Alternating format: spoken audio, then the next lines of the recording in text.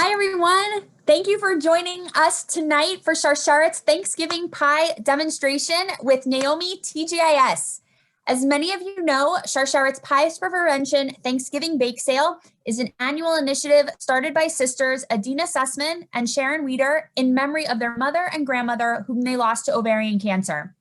Thanksgiving will look very different this year, but lucky for us, Lisi Wolfson and her family were thinking outside of the pie box and suggested we reach out to Naomi and do a pies demo as a way to virtually continue our bake sale and spread awareness about ovarian cancer in the Jewish community. So thank you to Lisi and Dr. Danielle Wolfson and their family for generously sponsoring tonight's demo in honor of the Refuah Shlema. A few housekeeping items before we start.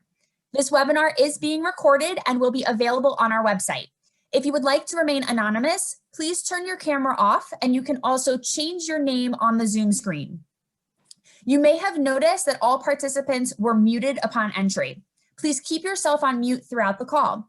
We recommend you keep your screen on speaker view so you can see the presentation clearly. You can find this option in the upper right-hand corner of your screen. If you have any questions for our clinical team, please email them to clinicalstaff@sharsheret.org or call our office at 866-474-2774. That information is also in our chat box.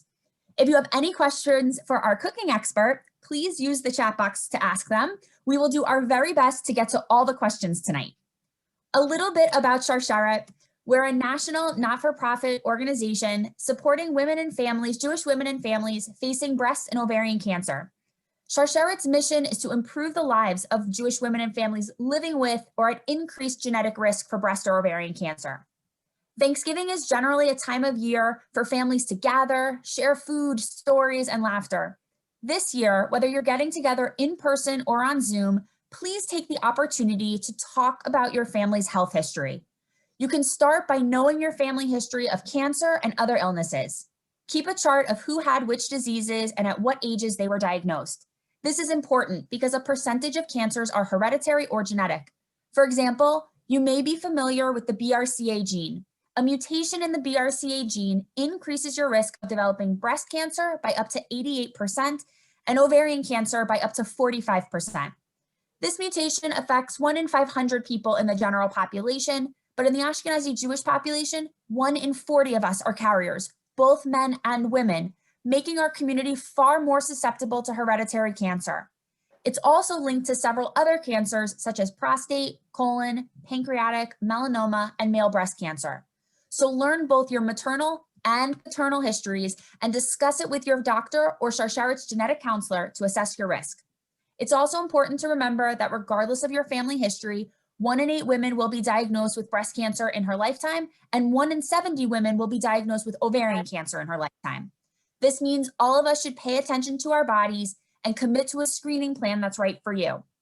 Please familiarize yourself with the signs and symptoms of breast and ovarian cancer, which we are putting up on the screen now. Hopefully. There we go. And the current pandemic is not an excuse to postpone healthy living. Cancer screenings are down, and the National Cancer Institute believes COVID-19 will negatively impact cancer deaths for the next decade between delayed diagnosis and altered treatment plans. Screening facilities are taking extra steps to ensure it is safe to be screened, so please don't use the pandemic as an excuse to skip your appointments. So I hope you enjoyed tonight's demonstration and that your pies will be a sweet reminder to talk to your family about your health history this Thanksgiving. With that, I want to turn the program over to the very talented Naomi Elberg of Naomi TGIS. A native of Montreal, Canada, Naomi moved to Southfield, Michigan in 2010 with her husband Josh and 3 young boys. Originally an early childhood educator, she found her true passion in baking and the kosher culinary world. In 2014, Naomi decided to follow her dream full-time by starting TGIS Challah, which stands for Thank Goodness It's Shabbos, offering challahs, babkas, and more. She also started doing cooking and baking demonstrations for charitable, corporate, and other events. Naomi can be found on Instagram as @Naomi_TGIS. For questions, comments, or inquiries about demos, please contact Naomi directly at tgis.challah@gmail.com. With that, Naomi, take it away. That was really good, by the way. I don't think anyone have to, first of all, I have to like adjust this so I can see everybody who's here, because otherwise I feel like I'm just talking to myself. So, is anyone tech savvy and could tell me how to do this? How did you want to see like a I want gallery to view? see yeah. So in I the like, top right-hand corner, there should be a view. Are you on your phone or are you on a computer? I'm on my phone.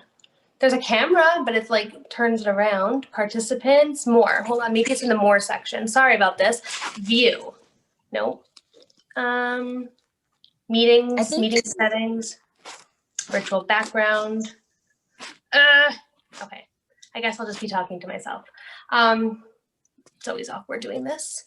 Anyways, I promise there are 82 people here. You're not alone. Okay, I'm gonna get started. So first of all, like, thank you for, participating. And again, like, I wanna answer all your questions. Also, if it's like a really pressing question or like at some point if anybody, even, you chime in, say hi, talk to me, because like talking for 2 hours to myself, or okay, it won't be 2 hours, but it just gets like really, I like people, I like socializing. Anyways, so we are doing this Pies for Prevention, and I love the whole concept. I love the idea. I love Thanksgiving. This year looking a little different than past years. Usually we have like 30 people and, our doors open, and this year it's like, I sort of wasn't in the spirit of the whole, holiday until, Lucy asked me if I was interested in doing this, and I was, because I love pie, I love Thanksgiving, I love people, so I feel like I'm, doing my own little like Thanksgiving kind of tonight. Anyways, we're gonna do our pie demo. So I'm sure when you signed up, you got this lovely handout of recipes and tips and all that stuff. When you sign up for my demos, I really want to give you the most of what I can give you. I like to give tips, I like to give tricks, and the truth is, whenever I do a new demo, for example, like this is a pie demo, I actually learn new things myself, and I start researching, and I get books, and I really look into it. So, all of these notes are things that I've learned on my getting ready for this demo, and I learned firsthand also preparing all this. So we're gonna go through this. And it starts off with your tips, okay? So we're gonna do 2 pie crusts. So the first one is going to be the sugar cookie pie crust from My Favorite Dessert Company cookbook. This is really the easiest one, really, because all you do is, it's a sugar cookie crust. So you just have to put your sugar, your margarine, and into the mixer, and you cream it together, and then you add an egg and your flour, and you're done, okay? So if you ever look through like pie books, or you've read, magazines, or, about making pie dough, there's always these little specifics sort of like in there. So anyways, last night I actually made a pie crust. It's an all butter pie crust, and by all butter I mean it's margarine, but I did it by hand, and it was really easy to come together, and it bakes up beautifully today. And I'm going to show you the pie, how it looks at the end. You'll see that crust. It is that gorgeous crust. It's flaky, and I decided, I'm like, I have to do this with you guys. So we're going to make that crust. We're going to do My Favorite Dessert Cookie sugar cookie crust, and then we're going to get on to the fillets. Okay, so for this one, which we're going to do really quickly, also keep in mind, any pie crust that you make, the sugar cookie one or the basic one, you're gonna have to let your dough chill, okay? So it's sort of like challah dough, like babka dough. Even though it's not rising, it's going to have to relax and rest. So you're gonna put it in the fridge overnight, and then you can use it tomorrow morning, or you can freeze it for further use. So in the mixer here, I'm gonna grab the margarine, because the rule of thumb is your ingredients should be cold. And you're gonna notice, I'm gonna keep going back to the fridge, because that's where I have all the pie crust that I have prepared and the margarine that I'm using. Okay. Different types of margarines on the market. There's Betterine, which is, what's Betterine? It's coconut based. There's no flavor, there's no smell. So that's another good replacement. There's different brands that have, avocado oil based margarines or olive oil based margarines. My rule of thumb when you're baking is I like to use unsalted unless it calls for salted. So I use Fleischmann's. It's not a sponsored anything. I just happen to like it. I find it like the higher quality of margarines. Let's put it that way. So I just happen to like it. So I'm using for this recipe 12 tablespoons, which is 1.5 sticks. 1 stick of margarine is 8 tablespoons, and half of another one is 4 tablespoons. So 8 plus 4 is 12. All right, so we have this here. I have 1/3 cup of sugar. And again, all these recipes are in there. This is the sugar cookie crust from my favorite dessert company cookbook. All right, so that goes in there. I'm gonna turn on the mixer because you want to cream that. And then I'm going to add in, you'll see because it'll be on, it'll be loud. This is vanilla extract and an extra large egg. So the recipe calls for specifically extra large eggs, and I find that when you're doing a recipe, if it says, let's say a large egg or medium egg or an extra large egg, I like to use the egg that it calls for. So I'm going to turn this on. All right, so you're just creaming it together. You want that sugar to sort of dissolve into the margarine. This is your chance when it happens. If there's any questions, if you can We have some questions. Sure. So could you use butter in the crust? Of course. Just because, you know, if you're doing a if you're doing a meat dinner and you want to, you know, make pie for dessert, you want to be carb, you know, use margarine. But 100% butter I love butter. I wish everything I made could be with butter. Don't we all? The next question is, do you think this could work using Betterin or Earth's Balance instead of regular margarine? For sure. You can use either or. They're both the quantities are interchangeable. With the Earth Balance, I did find that they have an unsalted one. So again, like if you can use the unsalted one, that's, you know, you're better off with that. Because I don't like to, you know. And someone has their hand raised. I don't have the ability to see everybody with their hand raised. So if you could put your question in the chat, that makes it easier for us to see everything in one spot. Please and thank you. So what I love about this sorry. The last question, the last for right this moment, does the sugar, flour, and vanilla need to be chilled? No. Okay. No. Okay, so what I love about this recipe is that unlike, you know, other traditional pie crusts, you have to be very particular with like when to stop adding flour, when to stop, you know, mixing and this and that. And we're going to get into that later on. But this one, you really just dump everything in. And again, it's a sugar cookie recipe, essentially, without any leavening agents. So then here we have our margarine. We cream that with the sugar. We added an egg and the vanilla. And I just want to check that just to make sure I'm not missing anything. Okay. And then we have 2 cups of all-purpose flour over here. All right. So it says underneath the recipe yields 2 9 to 10 inch pie crusts.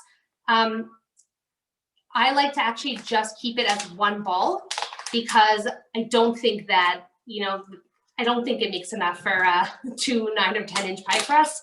So I like to keep it as one ball, and whatever I have left over, you know, I'll just, you know, I'll keep it for another time. But in the meantime, if you're planning on doing 2 pies and you want to use this recipe, I would double it. All right, so I'm adding in my flour. I'm going to turn this on low. Okay, and really what you're going to do is you're going to add this and mix it until it forms a ball of dough. So just like challah, just like babka, what you're doing is you're waiting for the dough to, you know, to form, and it's going to gather around the dough hook, not the dough hook, the paddle. I'm going to show you. You don't need to add any water. You don't need to add any more flour. Follow the recipe. That's it. We have one more question. Yeah. I'm just going to keep interrupting you. I apologize. Why does the unsalted matter? Because I just don't want the saltiness in it, especially like in baked goods. So, and this recipe also doesn't even call for salt. So I don't want to have like a salty, you know, crust. When it comes to making like eggs or like other things, you know, that I like the salt factor in, then, you know, I'll use salt and it's savory. But in this, I like to use unsalted. Okay. So as you see, can you use a processor on this recipe, for this recipe? I haven't tried, but when it comes to making actual like pie crust, like a traditional pie crust, which is just a little bit of sugar, flour, butter or margarine, you could use a food processor. It's a little bit more tricky when it comes to making, this is just, you know, sugar cookie dough. I would assume you can make it in a food processor. I don't think there's any issues. But you saw how it gathered around the paddle, and there you go. There's your dough, okay? So it's Could you do this? Could you do this if you don't have a KitchenAid mixer? Like, yeah, what would you just have to have patience and, you know, strong arm. You want to just, you know, you'll mix it. So you need a good sturdy spatula, and you can even just soften the margarine and, you know, just mix it. The point is you want to incorporate that sugar and whatchamacallit. You want to dissolve those sugar granules into the margarine. So, but you can totally do it with the food processor. You can do it with, you know, by hand. However, this is just easier. And here is your simple pie dough. So we're just putting this inside the Ziploc bag, and then I'm going to chill this. Okay.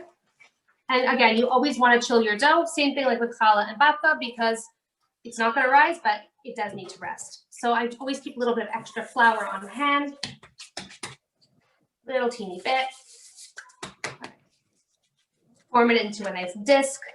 I like to flatten it a little bit. Why? Because when I take it out of the fridge later and I want to roll it out, I don't want it to be like a big, thick, you know, block. I want it to be easy to work with. So I'm going to thin it out a little bit, put it into this bag, and I'm going to put this in the fridge. Okay. And then we're going to move on to the classic pie crust. So be right back. While you were putting in the fridge, we had some more questions. The first is, when using Earth's Balance instead of sticks, do you actually scoop out tablespoons of margarine? So Earth Balance, here's the thing. When you're using Earth Balance, you want to use the sticks. All right. Tub margarine is not for baking. So like tub margarine isn't any margarine type of spread. So Earth Balance from a tub is a spread margarine, and you don't want to use that because it has, I don't know what it's called, but there's a component in it that makes it spreadable. It's not meant for baking. So any tub margarine you don't want to use for baking. Sticks you want to use for baking. Okay. And is this dough good for pecan pie or pumpkin pie or apple pie? When do you use all of them? All of them. It's really it's all about preference. So it really depends on what you want. If you want a sweeter dough, you know, use the whatchamacallit, use the sweet dough. So I used it for all of the recipes that are here, and I'm going to be using it for the apple pie that we're going to be doing.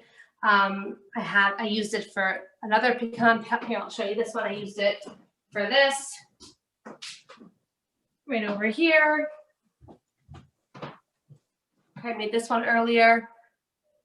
Beautiful. This is the sweet dough. So it's really whatever your preference in terms of taste. The truth is, I like the filling. I'm not really big on the crust. I like my filling. Okay, so the next dough that we're going to do is it's called a double butter crust. Of course, we're not using butter, and I'm actually halving the recipe. So we're going to get into it. Hold on, wait, one more before I lose this question in the chat box. There is a question about your babka recipe, which I know personally is delicious. Where can people find the recipe? I think you have, like, can you send them? Where do they find your recipe?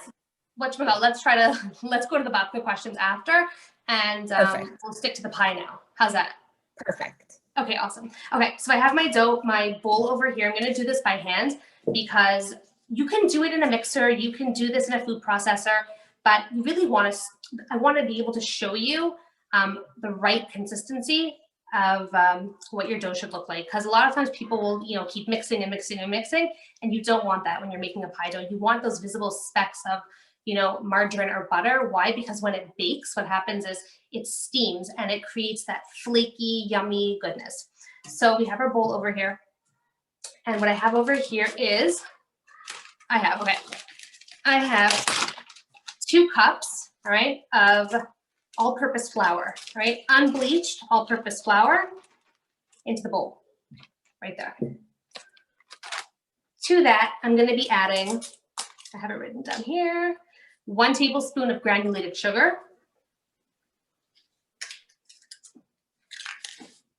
half a teaspoon of salt, fine salt. I'm using pink sea salt. That's what I had. You can use you know, kosher, if you want to use kosher salt, you could use kosher salt. It's fine. All right. So those are the two. We're going to mix this together. Those are the dry ingredients. Next, I have half a cup of ice water. All right. I actually have water with ice cubes in it. And I have vinegar.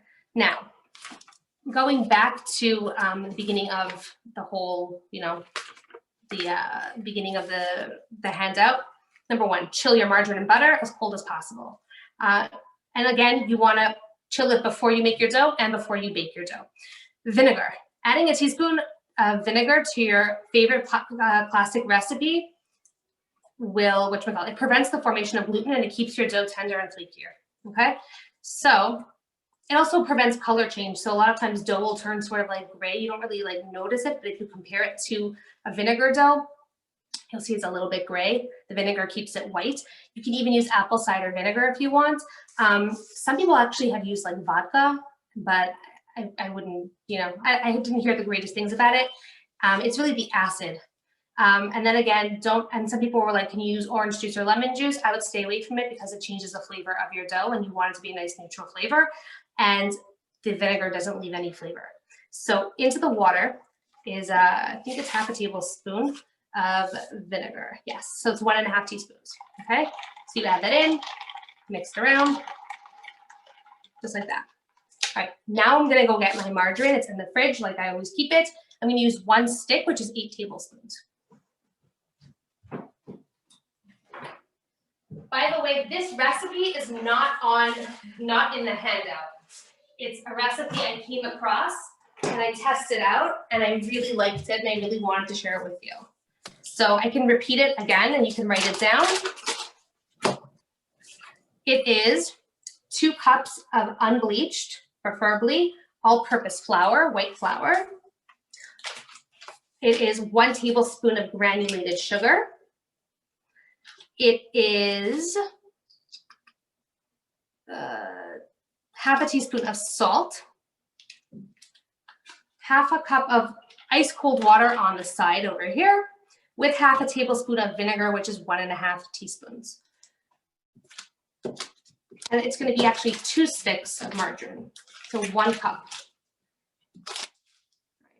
I'm going to start with this. I'm going to grab my other stick. And what you're going to do is we're going to make little pieces of it and put it into the flour. Now, why am I wearing gloves? I feel like we go through this a lot, but the reason I wear gloves, again, not just for sanitary reasons and to keep my manicure looking lovely, but it creates a barrier between your natural body heat and the dough, all right? So if you're not wearing gloves and you're handling butter or margarine, it's going to start melting. It's going to start melting faster for some people because some people are just naturally, you know, hot-blooded. So I, however, am freezing all year round. But anyways, okay. So we have 1 in here. I'm going to go grab another one. And I apologize for running back constantly, but there's a method to this madness. You want to keep it as cold as possible so you get these little pockets of fat in your dough, which again will steam and produce that flaky, delicious crust. Okay. I'm going to interject again. I'm sorry, Naomi. No problem. We have someone who is putting the measurements that you said in the chat, Devorah Silverman. Thank you very much. Okay. Afterwards, do you think we can send out this recipe as a follow-up to everyone who For sure gets to write it down tonight? All right. So take care of that, everyone. Thank you. Okay. So once this is in, you're going to start using your fingertips and working it. Okay. You want to go from those big lumps of margarine to little pea-sized pieces, pea-sized to almond-sized, okay? So you want to really break up that margarine. Don't work it too much. If you keep, you know, if you really get in there and start kneading it, you're going to end up with like dough, and we just want to break up that margarine. If you have, you know, a pastry cutter, you can go in with that. You can go in with a fork and, you know, 2 forks or 2 knives or whatever, but your hands are your best tools. So you want to break this up nicely. And I feel like making the dough is always the boring part, but then we get into really, you know, all the fun stuff. Okay. So here we go. You can run that between, you know, your hands. You just don't want to keep it in one spot for very long because you don't want to melt it. So now would be a great time for questions while I'm doing this, just to keep you entertained. Okay. What is the question that came in is what's the difference between sea salt, kosher salt, and Morton salt? So Morton is just a brand name of salt. So they have table salt and kosher salt. Kosher salt are larger granules, and they're used, it's often used, well, it is used when, you know, shechting an animal in the kosher process. Sea salt is derived from the sea, and there are, you know, there's coarse sea salt, there's fine sea salt. I use fine sea salt. Coarse sea salt is great for garnishing or, you know, adding onto roasted vegetables. And then there's table salt, which they might be referring to as Morton salt. I don't use table salt. I don't find table salt really isn't really salt. It's saltier than what salt should be. There's additives added to it, so I stick to, you know, fine sea salt for baking. Kosher salt I use for cooking, and when I do yeast doughs, you know, any dough that has yeast in it, I like to use pink salt. But the pink salt you could use for anything because it's, you know, it's sea salt. What is the benefit of doing this recipe for pie crust versus the other one you did? So the other one is a sugar cookie that you're making into a crust. So it's going to bake, you know, it's a basic, it's essentially a sugar cookie crust. This is going to give you that flakiness and that, again, like I can show you that pie, but you'll see when you have a pie, like a really good pie crust, you have this like flakiness when you cut into it. It's not going to be like your typical, you know, like a cookie. You break a cookie in half, it's a cookie.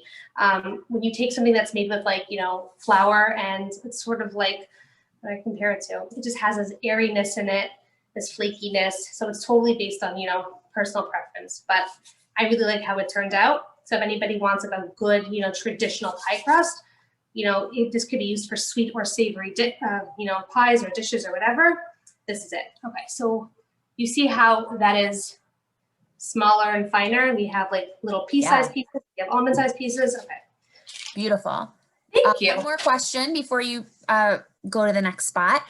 Can you grate the margarine? We have seen people use a box grater when making pie dough. Yeah, I guess so. I think so. Okay. All right. So next up we have our water. So we have half a cup over here. I'm going to add in,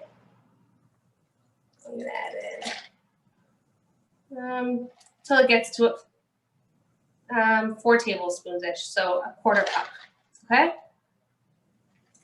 And what I'm going to do, what you're looking to do is you're looking for the dough to become a cohesive mass, okay? You don't want, it doesn't need to be smooth. It just needs to be a nice mass of dough. It needs to stick together. So as I'm mixing it, we're not really there yet, are we? Okay. And I'll just get that off my hands. And again, I added that vinegar in. All right.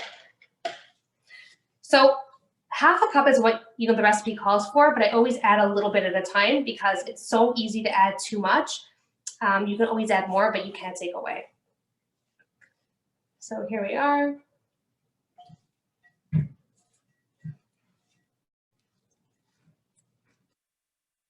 You can add a little bit more.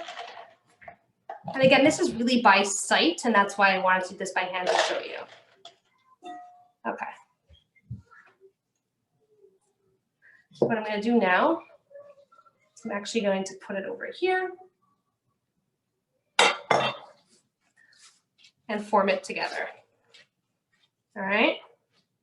See how it goes together nicely? And this is pretty much what you're looking for. You're not looking for a smooth dough. You're looking for it to come together. You're looking for nice big pieces of margarine inside your dough. And again, those pieces of margarine, when we roll it out and we bake it, those are going to steam up, and you're going to get these. That's what's going to create the flakiness. It's those steam pockets. Okay. I don't want to add any more of anything to it, and I just want you to see. When you look at it, you see those pockets of margarine in it. You see it's not it's supposed to be a shaggy dough. It's supposed to look somewhat dry and sort of like unkept. And again, as it rests, that's when the magic happens. Okay. So again, I'm going to form this into a disc. This is for 1 pie crust. If you want more than 1, double the recipe. If you're doing it by hand, I suggest doing it twice. I wouldn't double it. Just, you know, it's a little, sometimes it gets really difficult to, you know, to knead and to work with. So here we are. I'm going to get a bag, put it inside. I have a Ziploc here from the flour. I'm going to flour this a tiny bit. And you can put this in the fridge till tomorrow, or you can freeze it for, you know, use another day. You can wrap it in plastic wrap also. I have a love-hate relationship with plastic wrap, so. Okay. So here we are. And it's going in the fridge. Okay.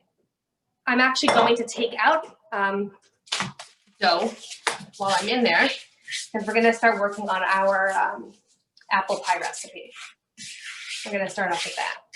So, any questions on anything thus far? What is the minimum rest time for the hand dough? A few hours, 4 hours or so. Also, you want it to be nice and chilled so that when you work with it, it doesn't start melting under you. Okay.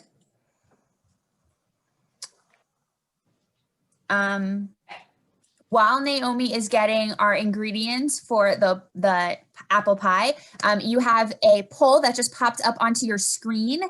We want to infuse a little education tonight. So which 6 cancers are all linked to the BRCA gene mutation? If you were listening in my intro, you got the answer to that. So if you want to just, while Naomi's getting her stuff ready, let's see who's doing a little something tonight.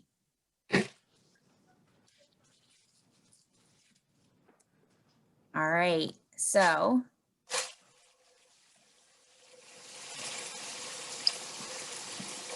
there are the results. So it looks like 66%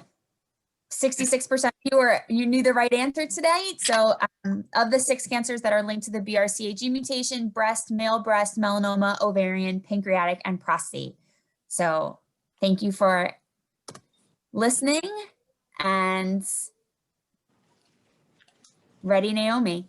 Okay, so, all right, this is a chilled version I made earlier or last night, either or, of the first dough that we need. So the sugar cookie pie crust, and we're going to use this with the apple pie, the apple crumb pie. Okay.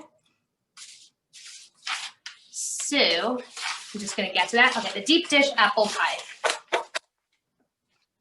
All right. So what I did was before we signed on, what I did was I peeled the apples and I sliced them and I sauteed them.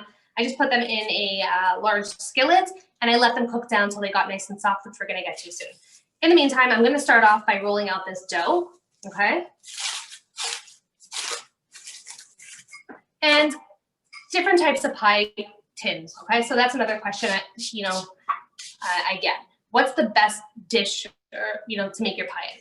So we have the aluminum, disposable aluminum. This is a heavy bottom one. It's sturdy, but again, it doesn't conduct heat the same way as a real metal pan does. So when I use these, I place them on a metal baking sheet just so that the heat conduction is better. Glass, surprisingly, is actually the best tool, or the best, I don't even know what word I'm looking for, to bake, okay? It takes longer to heat up than metal, but once it reaches that temperature, it's nice and consistent. When baking with glass, you want to reduce your oven temperature, the temperature that the pie is, supposed to bake, by 25 degrees. So earlier today I made a pecan pie.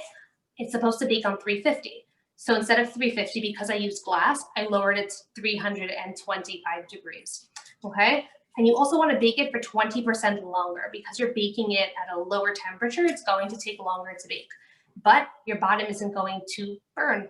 and it's going to be a nice even baking. So you can actually see how nicely it baked. Do you see that? Okay, and you can see, I don't know if you can see the bottom, but again, no burnt bottom, nice even baking. So if you're using glass, remember to reduce your oven temperature by 25 degrees, and you're going to be baking it for longer. I always stay like close to, you know, whenever I'm baking, just because if I leave for, you know, I don't want to forget about it. If, you know, in case something burns, I'd rather stay close by. So just keep an eye on it. After that, you know, the initial time has passed, just, you know, stay around and pay attention. So this is the dough that I have. Okay. Now, I don't want to like frustrate it. I don't want to like, you know, but this over here is called a pie bag. I don't know if you've ever heard of it. I got it on Amazon. It's like $5. There's different types of, this one is Mrs. Anderson. I think this was $5. So how it works is you open it up as plastic. You sprinkle in some flour on both sides. And what this does is it allows you to roll your crust to the size that you want. So I think this is for like a 14-inch pie. However, I have another fun tool that I'm going to show you. I like gadgets. Okay, so here's this. This is going in over here. All right. Now what you're going to do is you're going to close it up. You see how it sort of keeps everything? There's different brands. There's different, you know, different price points. This is a rolling pin, all right? And it's adjustable. I like to use the adjustable ones. You can get rolling pin, there are guides, but usually I like my pie crust to be about 1/8 of an inch, between 1/8 and 1/4 of an inch. I think this is about 1/8. So what you do is you press it down and you start rolling. All right, if you are doing this without a pie bag, put it between 2 sheets of wax paper. Same idea. This just helps you with that, you know, that roundness. So between 2 sheets of wax paper, follow the same, you know, same instructions, flour it, and start rolling. We are getting lots of questions in the chat about your plastic roll cover. A pie bag? Thank you. That's the first question was, what's it called? So pie bag. P-I-E bag. Is there a specific brand? So this is Mrs. Anderson. It's what's it called? It's like, this one was like cheap, and it is cheap because it's already like ripped, and I used it a few times. OXO has another one. I actually, it's funny, I placed a curbside order, like a curbside pickup order at Bed Bath & Beyond earlier. And they're like, yeah, we're going to contact you in just a few short hours to pick up your order. And they never did. So when I called them and I was like, where's my order? They're like, oh, we went from having like 15 orders to 150 orders a day.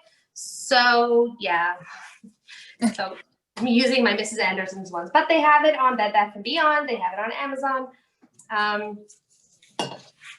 We also got a question about when you're talking about the glass pans, the glass dish. What about ceramic? Have you used? Okay, so that's a funny thing because there's actually like, there's a whole, I was reading a book about pie. There's a whole book about pie. Ceramic is funny because there's no specific size for ceramic. You know, like with glass, you'll get like, and it'll tell you like the deep dish pie pans over here, this is like 9 inches. The Pyrex one is 10 inches. Ceramic is no specific size, and there's always a different depth, different depth. So sometimes you'll have to, you know, add more filling. Sometimes it won't hold all the filling, and they all bake differently. So depending on like the type, you know, on the brand and the quality of the thing. So I just stick to glass or aluminum or metal. Metal's also great, just the only downside was it's not aesthetically like, you know, it's not pretty necessarily to bring a metal pan to the table, but I don't think it really makes a difference as long as your pie is good. Okay, so here's my pie. It's rolled out. You open it up. You unzip it. It kind of, you know what this is like? It's like when you get like a new comforter set and it comes in like a plastic thing. This is pretty much what it is. Same idea. but food grade. Okay. You open it up.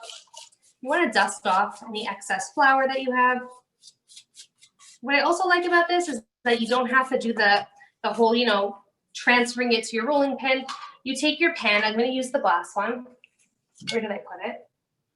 Ah, nope. It's not funny. I literally had something in front of me. Here it is. Right.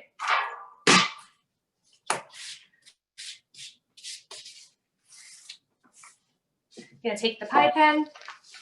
I'm going to take the dough. And I'm actually, wait. Backtracking. I found this at Home Goods. It is a pie cutter. Like it's a pie crust cutter. So what it does is it says the crust size. So if I'm using this over here is 9 inches. For a 9-inch pie pan, you want 12-inch crust. So it actually tells you how big your crust should be because you always want to have, you know, you always want to have an overhang because you're going to crimp that. So if you're using a 10-inch pie pan, you want a 13-inch diameter. Is that not genius? I think it's genius. You can even write this down. If you have a 12-inch, if you have a 9-inch pie pan or pie dish, you want a 12-inch diameter. Okay. So anyways, what you do is you put this sort of in the middle, and then you see how big your pie pan is. So that's what, I'm going to do 10 inches over here, and then it just makes that circle. But you can use a knife, you can use a pizza cutter, you can use whatever you want. How fun. Thick is that pie crust? It's 1/8 of an inch. You don't want a thick pie crust because it's not going to bake evenly. Okay. And do you have a specific brand of glass dishes that you prefer? Pyrex. I have Pyrex. This one is OXO, but either or. Thank you. No problem. Okay. Here's my pie crust. And I'm going to flip it over. And voila. Okay. Sometimes it breaks, and that's okay. What you want to do is you want to just get that in there. If you have, you know, any short parts, guess what? You take some extra dough that you have, and you just stick it on. All right. And I'm going to show you some other fun and neat ideas if your pie dough decides to like fail you. Okay, so then whatever you have over here, you just sort of tuck under, and we're going to do this before we crimp.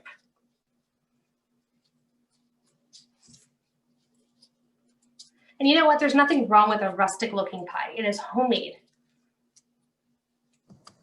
We have a couple more questions. First, do you grease the pan before placing the dough? I didn't because there's enough fat in the dough. And also I find sometimes when I grease it, it slides down. So I didn't grease it. Maybe you should. Ceramic ones, the funny thing is when I use ceramic ones, I feel like you have to grease those. And the glass ones, I don't really feel that you do. I don't feel like it sticks. I really hope it doesn't. Okay. Do you have any tips for making sure that it is 1/8 of an inch? The pie dough? So the rolling pin that I use has these adjustable knobs with these adjustable discs. So you can actually switch them out. There are rolling pins on the market that are like 1/4 of an inch, 1/8 of an inch. So, or you can buy, what are they? They are, they're like little rods that you put on the side, and they come with different sizing. Ah. Okay. That's pretty much like how, you know, other than that, I learned on the job. That's pretty much what I've always done. Okay, so we have our pie crust over here. It's nothing special. We're going to crimp it very basically, which means you take your index finger and your thumb on the inside, or it can be on the outside. Actually, it's on the inside. You take your thumb on the outside and you press. And you press. Okay, your pointer and your thumb and your thumb, and you just go around.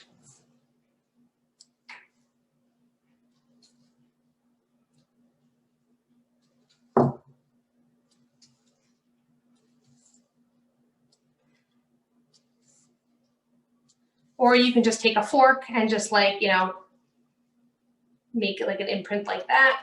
But this is just, you know, the basic, very basic, very simple. All right, then I'm gonna actually put this back in the fridge. Before I do that, you're gonna wanna dock your pie. Dock means you just prick your pie with a fork. Why? It lets the steam escape. So, yeah. All right, gonna stick this in the fridge and we're gonna go on to our filling, all right? Any questions on that? I'm actually not putting it in the freezer because I don't really wanna put it from like the freezer into the oven. So I'd rather just keep it in the fridge. It'll, you know, come to temperature a bit faster that way. So we have it on the bottom. Here we go. Questions on that?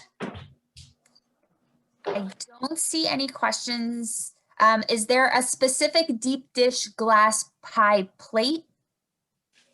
Again, I just use the Pyrex or the whatchamacallit, or the OXO. And there is a question about how to clean, like how is the cleaning process for the pie bag? You put it in water and you clean it. It doesn't look pretty after because like it has a flour residue, but soap, water, you know, clean. Or I would even like let it dry and then, you know, peel it off and then wash it. Are you pricking the bottom of the dough in the pan? Yeah, it's in the fridge now, but yeah, you do it before you put it in the fridge or right before you add your filling. But I wanted to get back to this really quickly. But yeah, you always want to dock it. Okay, so I don't know if you've noticed in the recipes, but I'm not blind baking or par baking any of my crusts. Blind baking is, okay, if you're making, let's say, the cranberry, any tart that has like curd, you want to blind bake your pie crust, which means baking it 90% through to 100% through, because it's not going to be in the oven all that long the second time you bake it. Or you're adding stuff into it like custard that doesn't need extra baking time.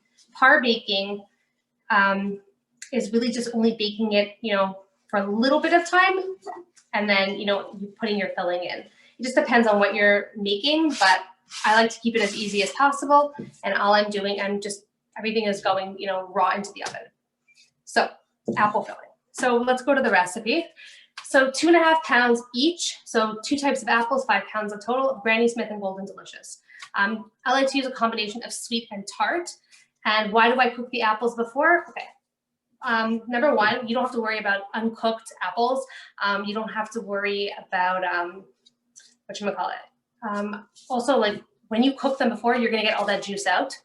We're gonna be keeping some of the juice and using it in the recipe, but you don't wanna have a soggy pie crust and you don't wanna have all this like excess of, you know, of juice coming out of the thing. How many apples? I saw that question. It depends on how big your apples are. So I just measured them out. I just weighed them on a scale. I actually bought a 3-pound bag of Golden Delicious and a 3-pound bag of Granny Smith, and I just used, you know, around 4 or 5 of each one, depending on the size. Actually, yeah, 5-pound bags. I used 2, and I used half of each bag. So you want to peel them, you want to slice them, and you want to cook them just on the stovetop, just till they get nice and soft. So that way you don't have to worry about raw apples, and you can actually fit more apples into your pie because they've already cooked down. All right, so let me show you. These are the apples. This was 7 pounds of apples. I mean 5, what did I write? 5 pounds of apples, okay? They cooked down, here they are. See all that juice that came out? We're actually gonna strain it off and we're gonna keep about 1/4 cup of the juice. So I'm going to, I'll do it over here actually. Pick a smaller one. So this apple mixture is the apples plus the zest of a lemon, about a teaspoon of lemon zest, brown sugar, white sugar. You can use apple pie spice. You can use cinnamon. You can use whatever, you know, warm spice blend you like. You want to try to drain off whatever you can. Okay. Into there. Right, you see how there's also juice on that pan. We're going to be keeping a 1/4 cup of it, mixing it with some lemon juice, and we're going to be pouring that on the apples. So there's going to be some juice from the cooking process, just not all of it.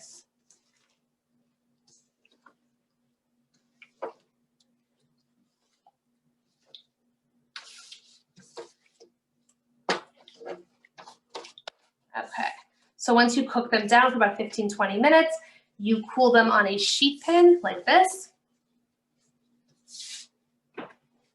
Easy as pie. Oh, okay.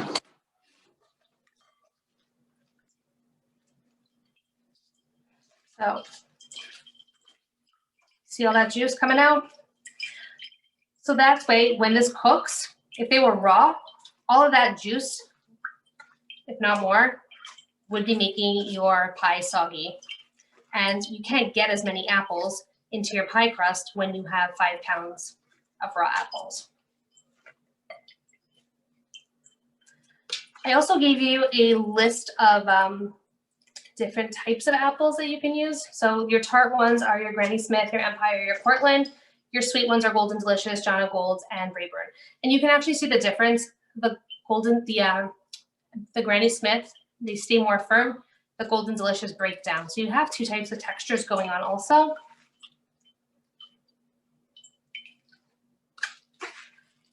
And the Golden Delicious don't turn into mush. Some apples turn into mush when you cook them. All right.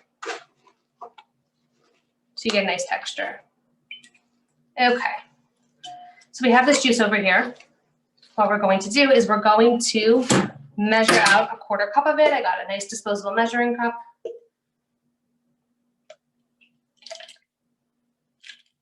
Okay.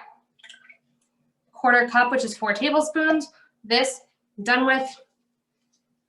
Just making sure just to double check my recipe just in case. Always double check. Okay.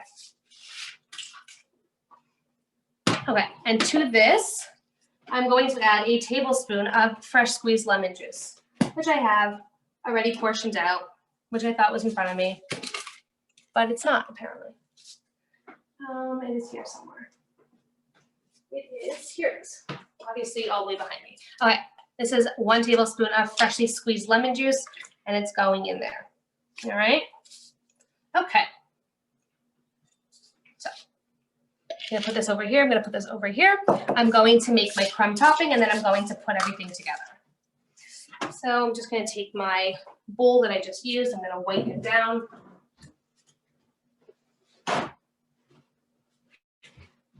Okay, okay. All right, so my crumble recipe, it comes from a good friend of mine. She makes this really great blueberry cobbler, and this was this is half of the recipe. So her cobbler recipe is double the crumb topping recipe, and she uses half of the bottom and she uses half of the top. But I used this and I loved it, and it's easy, it's simple, and it works. All right, so over here I have 1.5 cups of all-purpose flour. Going in here, yes. And I mixed it with the sugar. So 1.5 cups plus 2 tablespoons of sugar in there. All right. Then I have I also have my baking powder in there. I like put everything together. So then I have my vanilla extract. So there's a teaspoon, 1 egg, and 6 tablespoons of oil, which is another reason why I like this recipe, because people don't really love margarine so much. So this does not use margarine.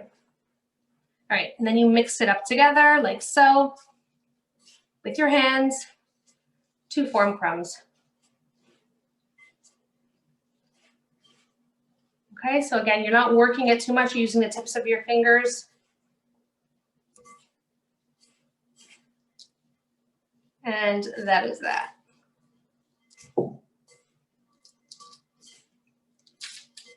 Whoops. Okay. So I'm gonna go get my pie crust from the fridge. Usually you want it to chill a little longer in the fridge, but I wanna get this all together for you nicely. So I have that.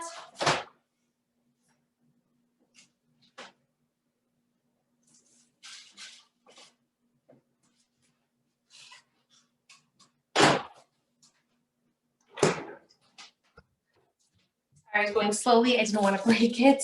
All right, so we have this over here. We are going to dock this. One sec. And by dock, we mean we're going to prick it with a fork. Okay, let that steam escape. Okay. Then I take my apples, which are over here.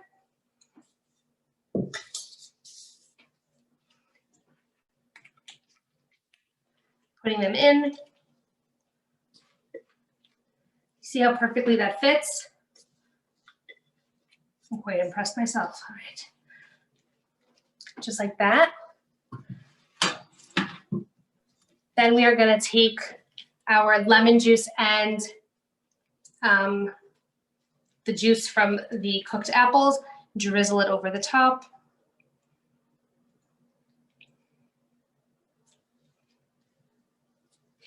Yay. All right. And then we're going to put our crumb topping on it.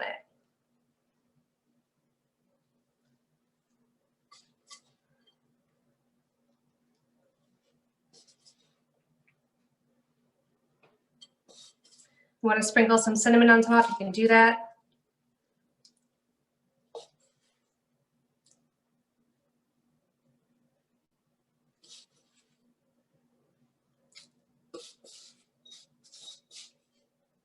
How's that look?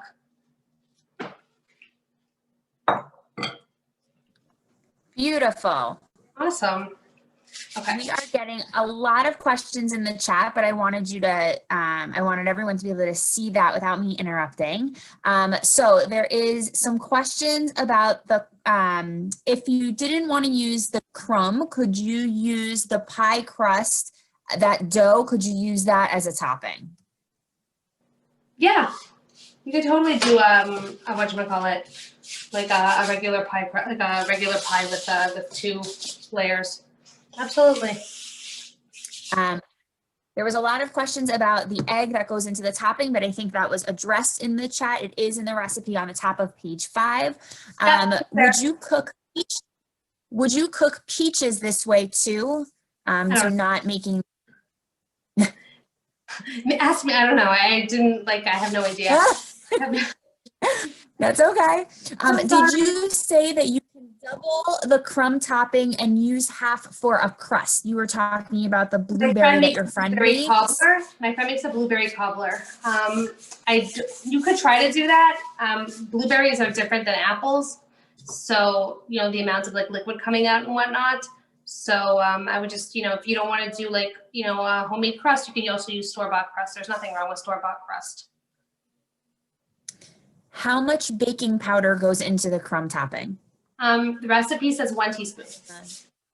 Okay, and then at what temperature are you baking it? 350. 350. And whatchamacallit, there's no specific time. Usually I'll check on it after 45 minutes or so, but you really just want to make sure that the top is golden, everything, and because it's glass you can really see. But if you're baking in glass, reduce your temperature to 325. Remember that. You always want to reduce the temperature by 25%, by 25 degrees, and increase the baking time by 20%. How long will these pies keep, and how should they be stored? How far in advance can they be made, and how long after can they be served? They don't usually last very long in my house. Usually I'll make them before. You can also just make you can sort of make everything in steps and then put it together. So you can make your pie crust and freeze it. You can make all the dry ingredients for your crumb topping and then just add your egg and your oil, and that's done for you. And you can make your apples, I'd say a day or 2 in advance, and just keep them in the fridge. Keep the liquid separate. Add the lemon juice right before before you mix it together to pour on. But you can make everything and just sort of keep it separate.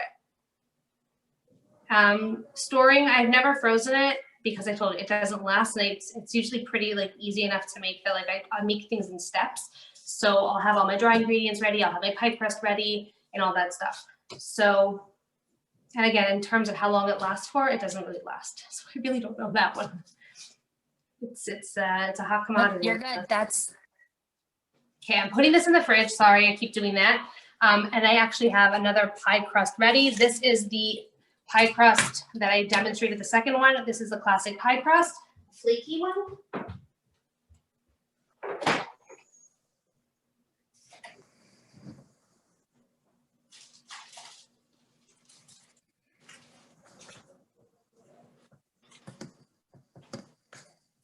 we have another poll while Naomi is getting the stuff from the refrigerator. So question, who can carry and pass down a BRCA or hereditary gene mutation?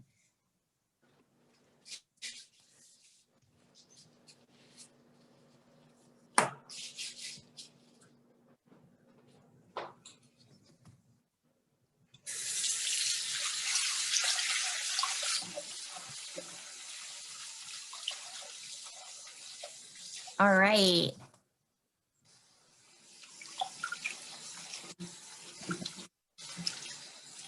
So thank you to, just so everyone knows, both men and women who have the mutation in their BRCA gene or any hereditary gene mutation, both men and women can pass it on to their children. So that's why it's so, so critical to know both mom and dad's side of the family. Thank you guys for listening. 94% of you knew that answer, so we are appreciative. Awesome. We planned that so well, didn't we? Like, I really like these polls. We're pros. This is great. Okay. So the next one we're going to do is, and something. What? No, just a little education to go with these sweet, delicious pies. So the next recipe we're going to do is we're going to do pumpkin pie. Okay, there's two versions of it. The recipe that I'm doing with you is recipe number 1, the classic pumpkin pie. Okay, so tip number 1, make your filling in advance. I'm going to make it again with you now, but to develop the best flavor, you're best off making it the night in advance, letting it sit in your fridge 12 to 24 hours. Okay, really helps those flavors come together nicely. Tip number 2, as it says in the recipe, pumpkin pie filling is basically a custard. The eggs in the filling will continue cooking as the heat from the edge of the pie moves towards the center. So it's important to remove the pie from the oven before the center looks completely set. So remember, your pies will continue baking even after you take it out of the oven. If you ever see cracks in your pumpkin pie, it's because the eggs have been cooked for too long. So first things first, I have this pie crust over here. This is that flaky pie dough.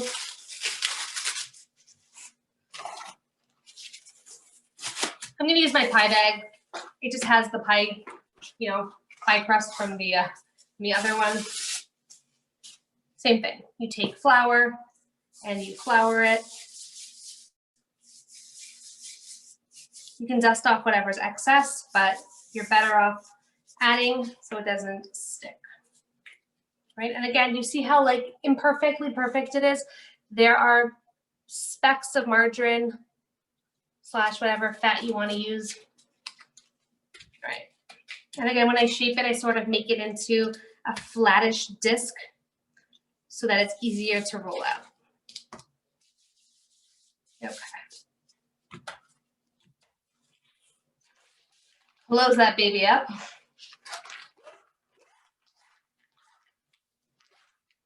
Got my rolling pin. If your pie dough if you take your pie dough out of the fridge and it's still, it's very, very cold, you can just, hit it. Not going to do anything to the pie. It just helps soften up. All right. And you start rolling. So that's why I like this, because I'm essentially getting that, round shape without a headache and without it sticking to my rolling pin. So I always say it's not just the recipe, it's the tips and tricks that come along with it. Little tools here and there.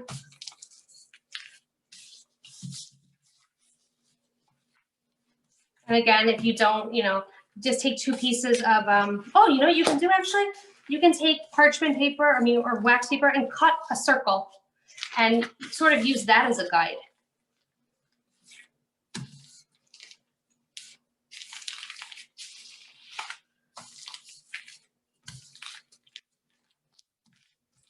Another thing is sometimes your pie crust won't hold as much filling as you have. That's okay. Don't try to stuff it in too much. Just, you know, it's okay to have a little bit of extra as opposed to having your pie crust, having your pie sort of overflow in the oven.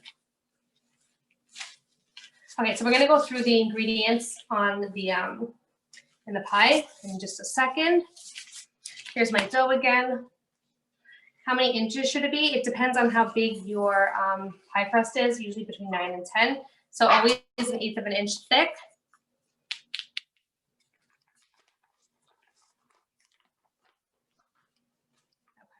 Also, a lot of recipes will tell you if you need like a deep dish pan. All right, pie pan, pie crust. So this is a 9-inch one. So if your pie dish is 9 inches, you want a good 12 inches because you want to have a couple inches as an overhang. Okay. The things you'll find at Home Goods when you're like procrastinating, you should be doing other things.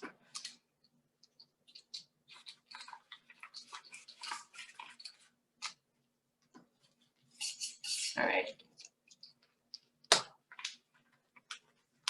You can just take a knife and cut again, or you can use a pizza cutter or a pastry cutter. Okay, with whatever you have left over, you can keep it on the side, and you can, make little, if you have little tiny cookie cutters, like I have little leaf cookie cutters or Thanksgiving themed cookie cutters, you can make little accents to put on your pie. So here's my pie. What's this called again? A pie pan. All right. Again, you can grease it if you want to. Here's this, and I am transferring it in. Okay, nice, easy, simple. Another reason why my pie crust is easy to work with is because I let it have that rest. It's cold. And I also say the same thing when you're working with like challah dough, babka dough, any type of dough. Cold dough is easier to work with than warm dough, room temperature dough. Okay.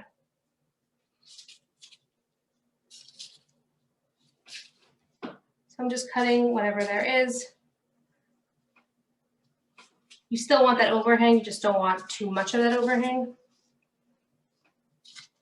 Okay. So I'm just bringing it up and folding it underneath.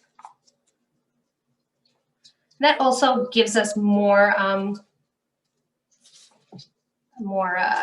depth, so we can add more filling. Okay, let's go to the recipe now, and we'll go into it. I'm gonna put it all in a bowl and mix it up for you, but there's 1/2 cup of white sugar, 1/2 cup of brown sugar. When a recipe says brown sugar, unless it specifically says dark brown sugar, you can assume it's light brown sugar. Difference between light brown sugar and dark brown sugar is the molasses content. Brown sugar, light and dark, originally starts as white sugar, and then molasses is added to it. So a little bit of molasses is light brown sugar, more molasses is dark brown sugar. And then we have a tablespoon of all-purpose flour. All-purpose flour is a little trick that helps prevent cracking. Also, cheesecake recipes, sometimes they'll say flour. It's to help prevent cracking. And then there's 1/2 teaspoon of salt. I use fine sea salt. You can use kosher salt. A teaspoon of ginger, a teaspoon of cinnamon, 1/2 teaspoon of nutmeg, 1/8 of a teaspoon of cloves, or an eighth of a teaspoon of freshly cracked brown pepper, or you can use 2½ teaspoons of pumpkin pie spice. Okay, so if you don't have all those spices and you happen to have pumpkin pie spice, use 2½ teaspoons of pumpkin pie spice, 3 eggs, a can of pumpkin puree, and 1¼ cups of oat milk or homemade evaporated milk, which we're gonna get into. So I wanted to just, build up the excitement there. So then again, same idea over here. You crimp, so your pointer and your thumb over here, and push. And you just go all the way around. If you want to get fancy, you can take some pie dough, roll it out, cut it into ropes and make a braid and put the braid around it. I started just really liking the nice rustic look. And if you're not happy with your crust, you can pipe on whipped cream, which we did before because whipped cream fixes everything. Okay. How's that? Looking good? All right. Great. And no questions in the chat box, so you're doing a great job. Or I bored people and they left. Just kidding. No, okay. Definitely not. All right, so again, we're gonna dock, okay?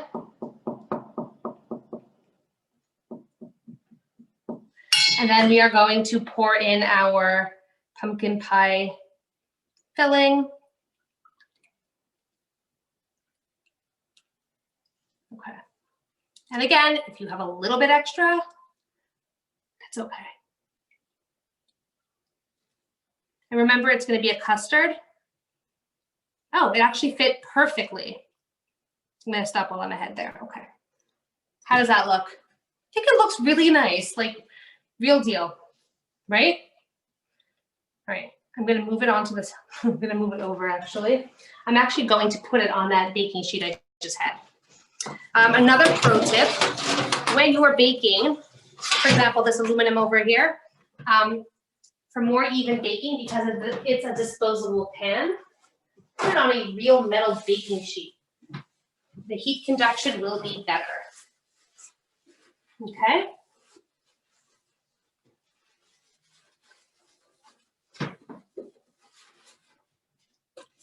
And it'll also catch any drips or spills. Ooh, I almost lost an egg there. Just. All right, so we're gonna get into the topic of evaporated milk and oat milk and all that fun stuff. Okay. This goes here. Gonna move this over. Sorry, don't want to spill it. Okay. So evaporated milk. What's evaporated milk? Evaporated milk is just, it's reduced milk. Okay, so you take milk, like non-dairy milk, you heat it and you reduce it. It removes 60% of the liquid. Okay, so basically it's like a caramelized milk. It's a little bit sweeter. That's why I like to use oat milk. So I actually gave you a recipe for homemade evaporated milk. Totally follow along with that. Oat milk, to me, is very similar. Oats have a natural sweetness in it. You can actually make your own oat milk. You're just blending oats and water and a little bit of vanilla. And then you strain off, you just separate it with a fine mesh sieve. But, you know, store-bought oat milk, totally fine. So I like to use oat milk. And again, there's that natural sweetness in it. So I'm just going to show you really quickly. Here is, all right. So we have the dry ingredients. So again, you can prepare all this stuff in advance. So we have our half a cup of white sugar, half a cup of brown sugar, a tablespoon of all-purpose flour, salt, pumpkin pie spice in here. Okay, just like that. Mix it together. Here's 3 large eggs.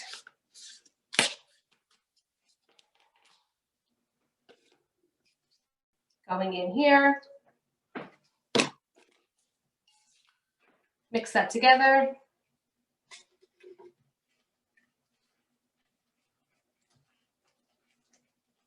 And this, I'm actually just going to keep in the fridge and use it tomorrow. Here's our can of pumpkin. 15 ounces of pumpkin, not pumpkin pie filling. We are making pumpkin pie filling. You don't want to use pumpkin pie filling and pumpkin pie filling. So the ingredients should be 100% pure pumpkin. Or you can actually make your own pumpkin puree by roasting a pie pumpkin, but this is just easier. Okay. Clarify, Naomi, this is the same filling that you put in the pie 2 minutes ago, correct? Yep. You're just demoing, like you're just demonstrating the filling. Yes, you want to make it. So you want to let your pie filling sit, your pumpkin pie filling, overnight. It really helps enhance those flavors. They mingle really nicely together. So again, you can make this in advance. You know, let it sit. You can freeze pumpkin pie. I don't know how long it lasts for. Again, like if these things get eaten. And then over here is a 12-ounce can of evaporated milk is 1¼ cups of evaporated milk. Again, either the homemade one, the recipe is in the handout, or oat milk. So I'm using oat milk. Okay, so this is going in.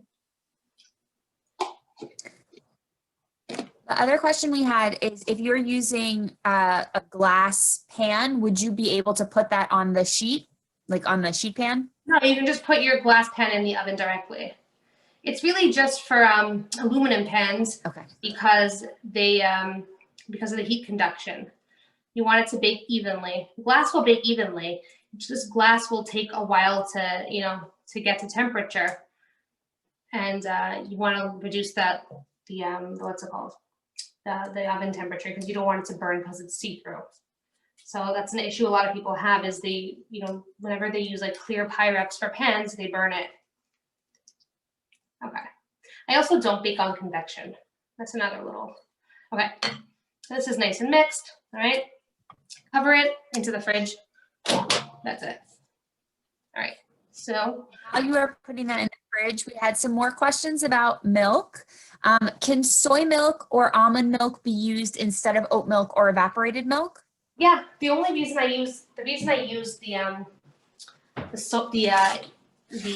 oat milk is because it's sweeter. It's sweeter than almond milk. It's sweeter than soy milk. You can use sweetened milk if you wanted to, like or vanilla milk. So like I know what did I used to like to use? Trader Joe's has a boxed vanilla coconut milk. So I like that because it has a little bit of sweetness added. So yeah, that's what I suggest. But again, like I've also done it, you know, the regular way, and just, you know, I've used soy milk in the past. But just if you want to get more of that, the closer to like an authentic, you know, pumpkin pie, I would use something with a little bit more sweetness. But you can actually take soy milk and cook it down and make, you know, a homemade evaporated milk with that. In general, can someone substitute oat milk for condensed milk in baking? No, so condensed milk is really, it's evaporated milk essentially with sugar added to it. Different ballgame. You're not going to get the same result. Condensed milk turns into caramel. Oat milk won't turn into caramel. It'd be nice if it did though. Okay. What? Sorry, a couple No, more. you're fine. Keep asking. What about coconut milk, like a canned coconut milk? I don't like to use the canned one because it has a very strong coconut flavor, and it'll change the flavor of everything else. So if I'm going to use coconut milk, it's going to be from the box or from like the fridge, like the refrigerator section. Is evaporated milk made with oat milk? You can make it with any non-dairy milk, any plant-based milk. So you can make it with coconut milk, you can make it with rice milk, you can make it with anything. So let's go to the recipe. Let's find it. It's in the extra section. Yeah, there were a couple questions about where the recipe was. It is in the packet. It's there, it's just not bolded. It says to make 1½ cups of evaporated milk. Heat 3 cups of plant-based milk in a saucepan over medium. I like to add a little bit of vanilla sugar or vanilla. Let it come to a gentle boil while stirring, and then let it, sorry, I guess it says simmer, but it's really simmer until it's reduced by approximately half. Okay? Got it. Let it cool completely before using it, because the flavor when it's hot is going to be different than when it's, you know, room temperature. And also you don't want to use hot milk, and it'll curdle your eggs, and you don't want to use that. Okay, I'm going to grab one more pie crust, and then we're going to go on our pecan pie. Okay.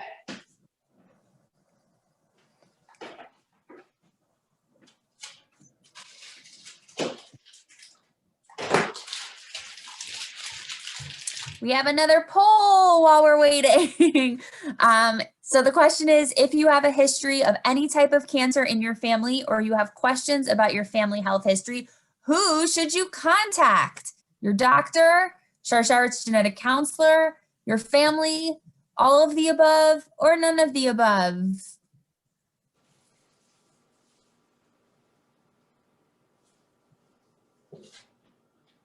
So thank you for those of you who participated in our poll. I am sharing the results. 95% of you knew that you can contact any of those people, all of the above, to be able to ask any questions or share your concerns. Okay, I'm done with my commercial. Back to our scheduled programming.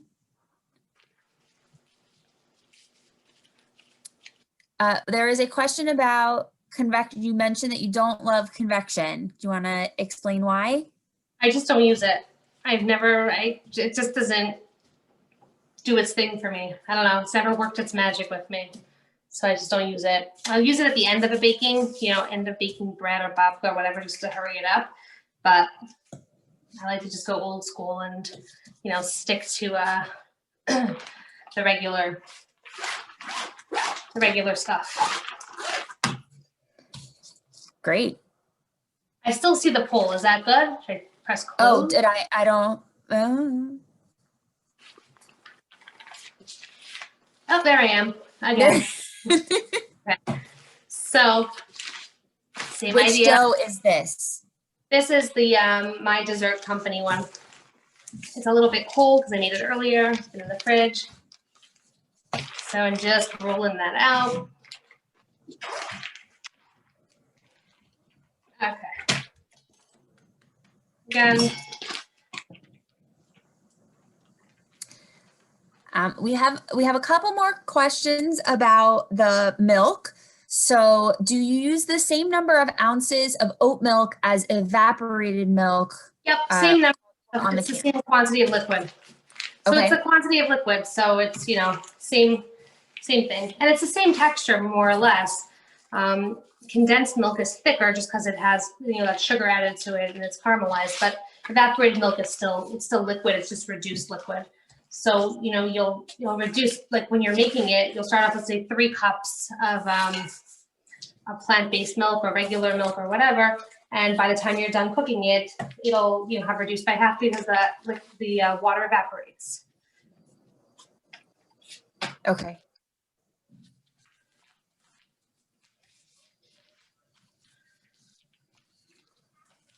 Okay.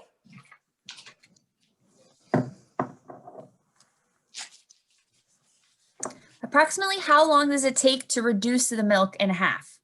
It depends on your stove top. It depends on the flame. It depends if you're using electric or you're using gas. It depends on, just keep an eye on it essentially. But it really just, it depends. I usually just keep it on like medium, low, and I just I sort of like stay close. You don't want it to be boiling, but you don't want it to take like all day long. Because it's funny, because like a recipe will say, oh, it'll take 10 minutes. It doesn't take 10 minutes. It doesn't take 20 minutes. It can take 30 minutes. It can take 40 minutes.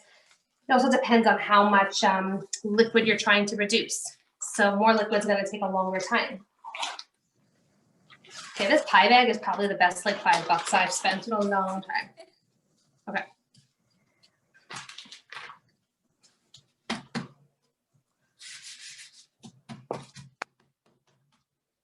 I would even say it's disposable because like you pretty much get like 1 day of using it, and then so that's why like in my pickup order from Bath and Body Works, Bed Bath and Beyond, they're so similar, those names. I had another pie bag in there, but whatever. Okay, I'm using this again. This is the disposable one, right? And I'm going to measure it out. So remember, 9-inch pan. Well, you want about 12 inches of diameter.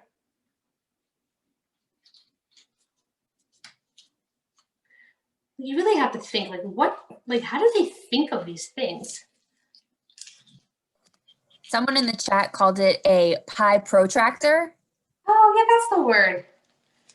It's genius. I found it on Friday. I was procrastinating and I was like, what did I do on Friday? Oh yes, I had to go pick up stuff for my son's school. And then I was like, there's a Home Goods around the corner. I'm like, I'll just see what they have today. And they had this, and I was like, that's it. This is great. Okay. For my like once a year making pie. All right. So here's that.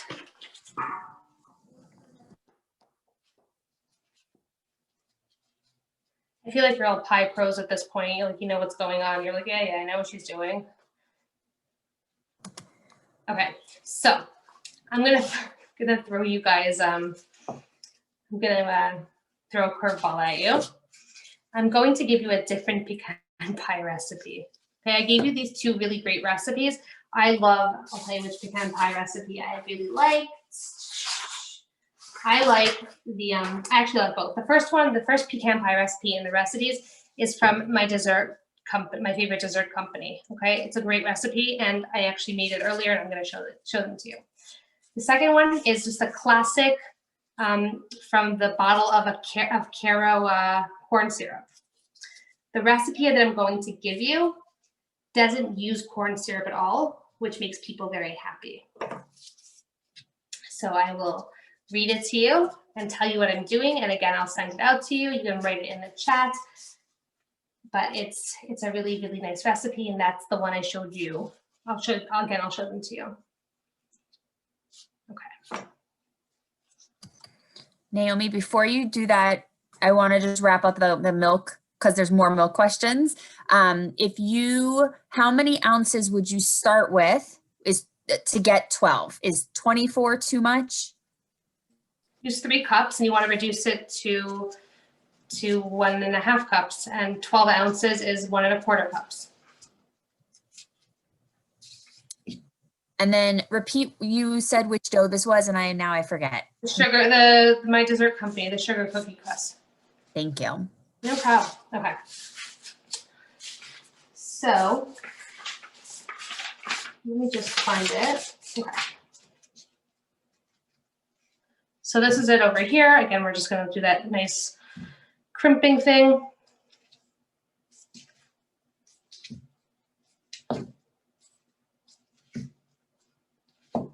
Nothing wrong with rustic. Okay. Voila. Okay. The pumpkin pie. I mean the pecan pie. Just get my bowl over here. Rinse it out. All right. There's oat milk in it. Here's a funny thing.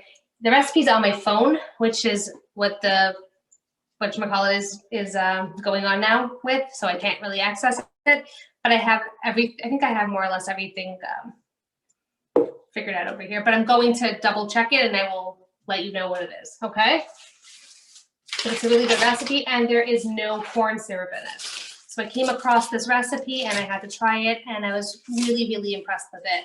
And again, the no corn syrup makes people very, very happy. If you don't want to use this recipe, you can use the 2 other recipes. Oh wait, I actually do have a recipe. Oh, okay, great.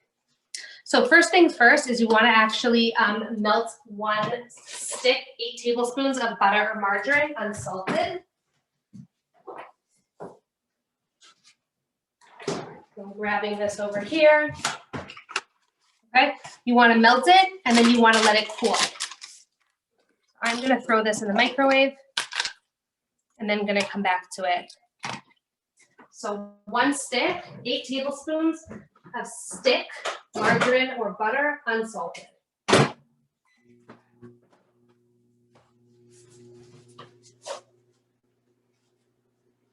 Is everyone cool with like another recipe being thrown in at you? It's a really good one. Okay, no complaints. So, no complaints. All right. One more question about milk. I'm so sorry. Okay. In the pumpkin pie, if you use oat milk, you don't have to boil it down, correct? I'm using it as like a replacement for evaporated milk. So it's not evaporated milk, it's sweeter. So if you want to make evaporated milk with, with almond milk or rice milk, you could do that. I'm just using I'm using oat milk because it's similar. It has a natural sweetness to it.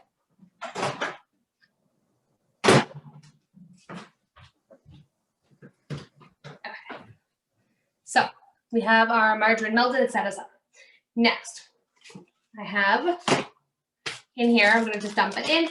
There's a 1/4 cup of flour, all-purpose flour, and 2 cups plus 2 tablespoons of light brown sugar. Okay. and half a teaspoon of salt. So again, margarine's melted, that's 1 stick, 8 tablespoons. In here, it's 2 cups plus 2 tablespoons light brown sugar, a 1/4 cup of all-purpose flour, half a teaspoon of salt, and we mix that together. Where is my handy dandy mixing thing? You would think that like I would have everything in front of me, but it disappears. Ah, here it is.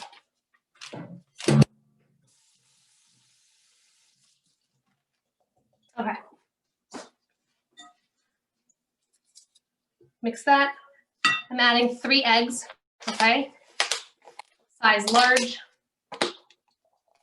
lightly beaten, in there.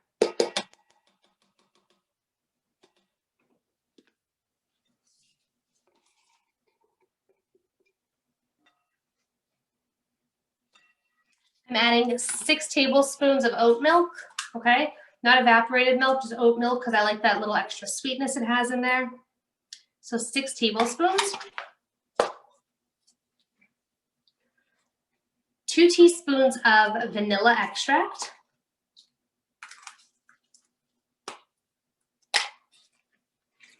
This is optional, okay? It's a 1/4 teaspoon of cake batter extract, or what's it called? It's called butternut extract. It's made by McCormick. Yeah. Okay, cake batter. Again, totally optional, but this is what it is.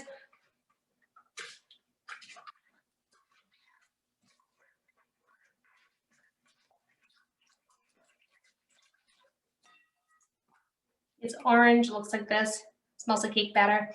Yep. Inside.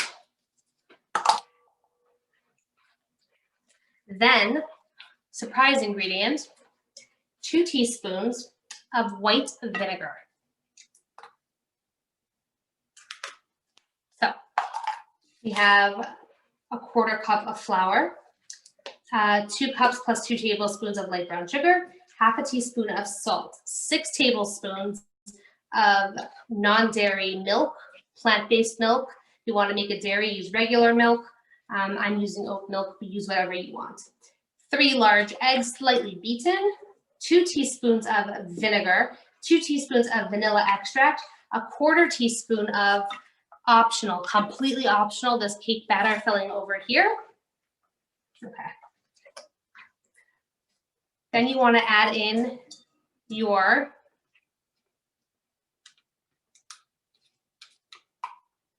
melted fat of choice. So unsalted butter or margarine, betterine. There's so many different brands on the market. Unsalted earth balance.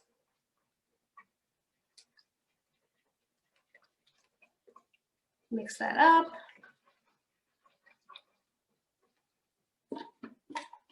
Okay.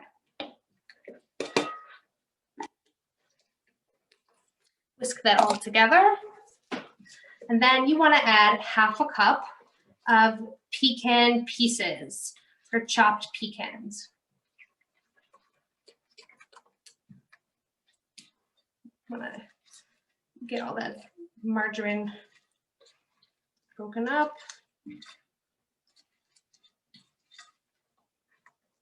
I don't like to microwave it too long because I don't want it to be too hot that when I add it, it's going to like curdle my eggs. So I just take that extra second here just to break up. Okay. Perfect. Okay. Then pecan pieces are going to go into the mixture, and I have pecan halves for the top.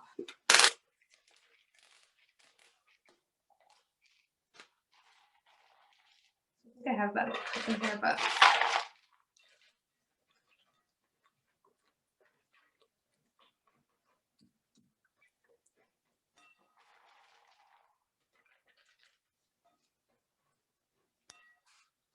all right. We have our pie crust over here. We're gonna dock our pie crust.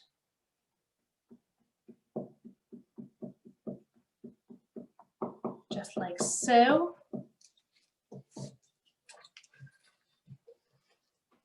Then we're gonna pour in this filling.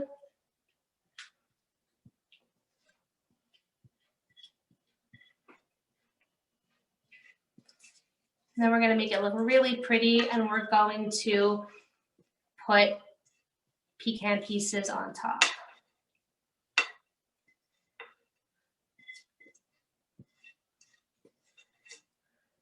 All right, the last step is my favorite. It's like the most therapeutic because you take your pecan pieces over here, put them on, and then you start on the outside and you just line them up. And you do this throughout. Any questions in the meantime? And that was a great time while I'm doing this. I can see why that is therapeutic. It's very fun. How do you make a pecan? Well, first, do you want to tell us how you say pecan? What's your preference? I don't know. I try not to say it because I feel like it's always wrong. How do you make your pecan pie? How would you make it chocolate? Add chocolate chips. At which stage? With the pecan pieces, and you throw them in. Got it. Or you can do what I did and drizzle. I'll show it to you in 1 second. But yeah, what I did before was I didn't love how one of my pies turned out, so I melted chocolate and I drizzled it all over the top and across the crust. And then I made some whipped cream with Rich's Whip. So Rich's Whip is a non-dairy whipping cream, and where you can use you can use coconut milk from a can to make whipped cream. Don't ask me how. I've never done it, but I know it can be done. And I add some vanilla pudding powder into it because you want to stabilize that whipped cream. So if you don't add a stabilizer to it, it's going to fall. Does that make sense? Like it's going to start okay. So you always want to add like a starch to stabilize your whipped cream. And then I just pipe it out. But I'm going to show you. And speaking of, flavoring your whipped cream, you can add any type of pudding powder into your whipped cream. So you start whipping it, and then like I'm talking about Rich's Whip, you could do the same thing with dairy, but you'd have to add sugar to it also. But for Rich's Whip, you just start whipping it, and then you add your pudding powder. So about 1/2 to 3/4 of the package, depending on how big the package is. And that'll stabilize it and give it some flavor. You could even add like some maple syrup, some bourbon if you wanted to. And you can just spoon it on the pie. I also gave a recipe in the extra section for a caramel sauce. So you can check that out. We had a question in the chat about I want to let everyone know that we also have a Charchart in the Kitchen series. The next one is on December 7th. So check your emails or check Charchart's website so that you could have tips for Hanukkah cooking. It's also in the chat box. Thank you, Sarah. I think we had another question. Do you freeze your pies after you bake them and just take them out on Thursday morning? How do you prep for Thanksgiving? So funny story. I actually love this story. I moved to the States, what year? Of course, it's 2020. How could I forget what year it is? We moved in 2010, So my first making Thanksgiving was 2011.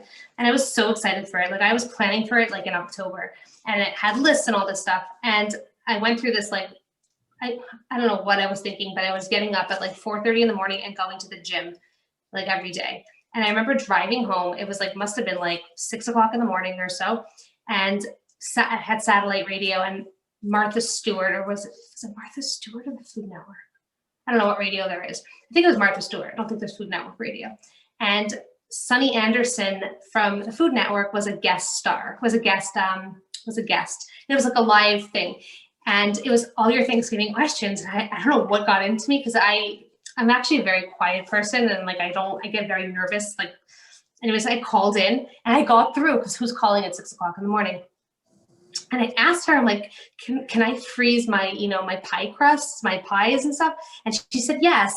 I was so happy. So yes, you can freeze your pies after you make them, and then they just defrost. That's my story. But it was very exciting at the time. Still exciting to tell that story. Okay, so there we have this. Voila. How's that looking? Beautiful. Thank you. This bakes at 375 for about 40 minutes or so. I did realize though, it did take longer than 40 minutes. So after those 40 something minutes, I actually just reduced the temperature to 350. And if the top starts getting too brown, cover it with aluminum foil. But I'll show you the after. This is what it looked like after. Okay. This is that flaky pie crust over here. So that's that classic, that's the one we just did.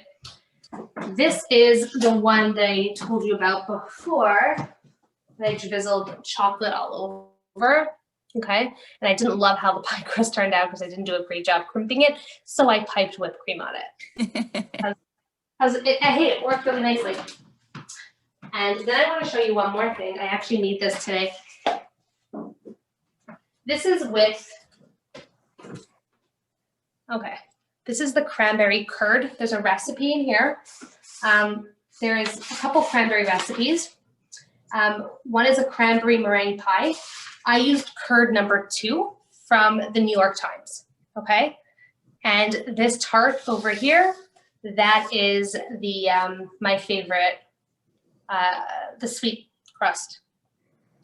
Right, and then I just made meringue and piped that on, and then I torched it. But that was for funsies. But there's a whole bunch of different recipes that I gave you. Swiss meringue, again, like as you're gonna read it, and like there's some things that are for more advanced bakers. So don't stress yourself out about it. You always just put whipped cream on. There's also a recipe over here, the cranberry white chocolate pecan tart. This has been a favorite for years. I make it every year. Anyone who makes it keeps making it. It's very simple.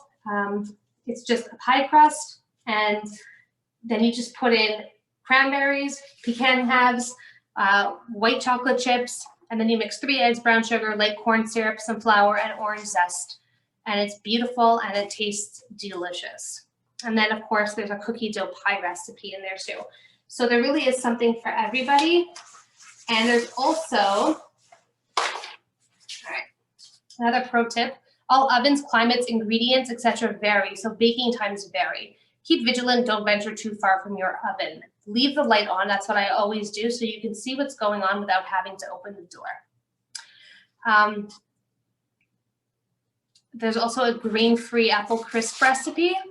And then there's a little extra section over here with sugared cranberries, which are a really pretty garnish, and vegan caramel sauce.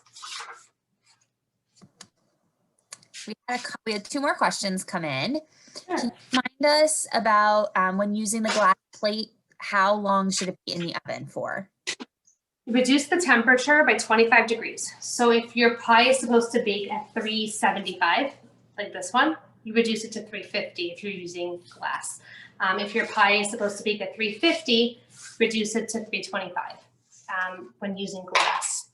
And then you increase the baking time by 20%. So I just take my handy dandy calculator and, for example, 45 minutes, 20% more, I think it's like 10 minutes or so. I could be wrong.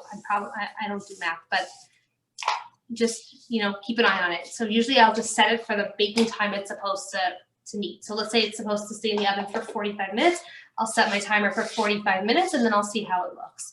It's going to need longer time, but I'm gonna move this, but I want to show you. Beautiful. Any extra pie scraps that you have, they're not scraps. They are, roll them out. Okay. And then questions while you're rolling. Can Sure. we do the cranberry white chocolate that you just mentioned? Can we do that without white chocolate chips? Make it however you want. You want to use dark chocolate chips? Use dark chocolate chips. The rule with baking is there's no rules. You use whatever you like in terms of flavoring. You don't like orange zest? Don't use orange zest. So have fun with it and swap in whatever you have. Does the margarine have to be cooked after melting? Huh? After melted. Does the margarine have to be cooked after it's melted? Or does it have to be cooled? I'm sorry, I read it wrong. Does it have to be cooled after melted? So it depends what you're doing with it. Usually yes, because when I add it to, let's say, the pecan batter, I don't want to curdle my eggs. I don't want my eggs to start cooking. So I made these little, here's an acorn. So whatever pie scraps you have. Adorable. Yeah, and then you can actually bake these separately. And then if you, let's say you don't like how your pie crust turned out, you just put it on top of it. You can sprinkle them with cinnamon sugar and bake them like this. Or you can just serve little tiny cookies with like, a pumpkin pie dip or something. That sounds delicious. More questions about the milk. Do you boil down oat milk if subbing for condensed milk? No, there's no condensed milk. No. So, condensed milk is not evaporated milk, and condensed milk is a whole other ballgame. Different thing. So we're not getting into the condensed milk, but essentially use whatever plant-based milk you have. So if you just have soy milk, use soy milk. If you have almond milk, use almond milk. If you wanna cook it down, go for it. You don't have to. It's just a little extra recipe that I gave just to make it more of an authentic, pumpkin pie recipe.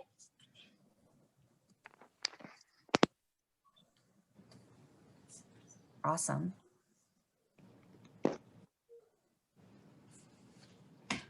And that's that.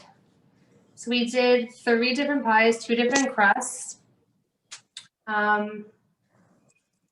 Yeah, I think we did pretty well. I think we did excellent. I'm hungry.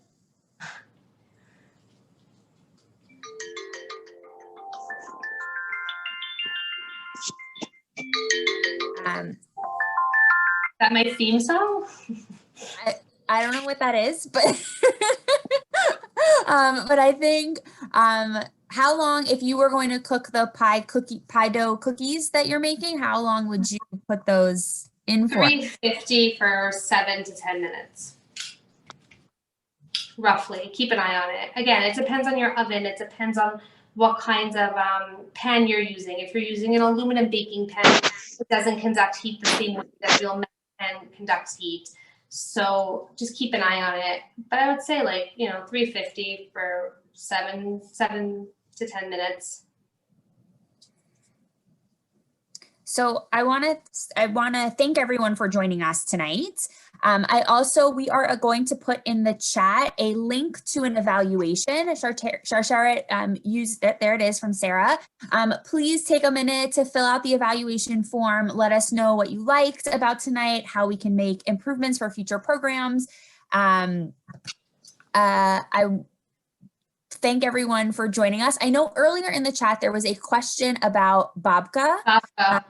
Babka, you are the babka guru? So, give us some I have an e-guide that you can purchase. It's a PDF, it's emailed to you. It's recipes, it's doughs, it's fillings, it's tips, tricks, and all that stuff. It's essentially like a babka handbook, and it includes sweet roll recipes, like sweet dough recipes, rugelach, and all that stuff. So that's where everything really is in one spot. And other than that, I have various recipes posted throughout my feed, like in my pictures, but I don't know exactly what's posted where. So everything is really categorized and organized in the e-guide. But other than that, it's sort of scattered through my feed and my pictures. Wonderful. We had someone in the chat say that they have it and it's fabulous. Thank you. Thank you. Last call for questions. If anyone has questions for our expert, please feel free to put them in the chat now. And I will remind everyone that if you have any questions about breast or ovarian cancer, please contact Sharsheret.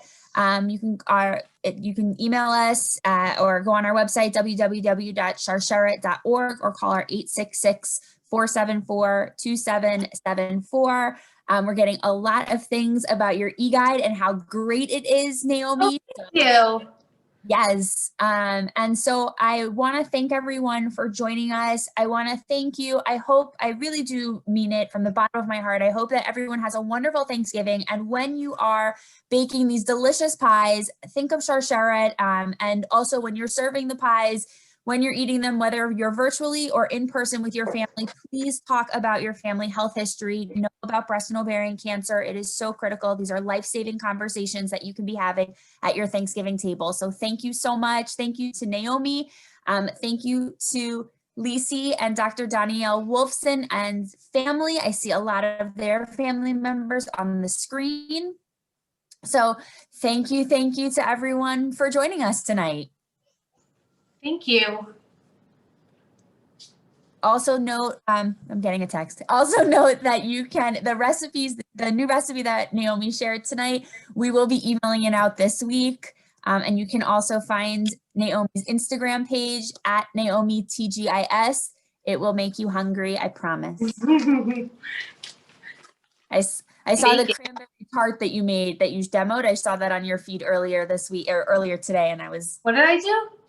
The cranberry, the one with the meringue. Oh, yeah. Yeah. That was fun.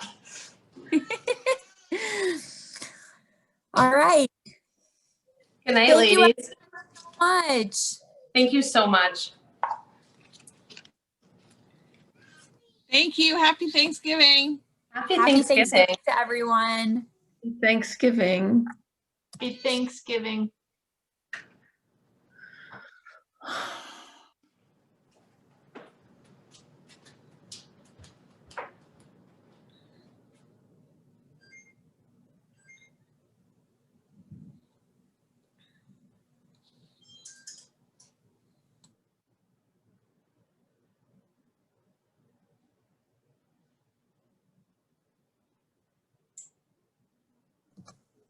One more plug for those that are still on here. The evaluation link is in our chat box. We would love for you to fill out the evaluation. It helps us know what works and what we can improve for future programs. So thank you so much. I'll leave that up for another minute.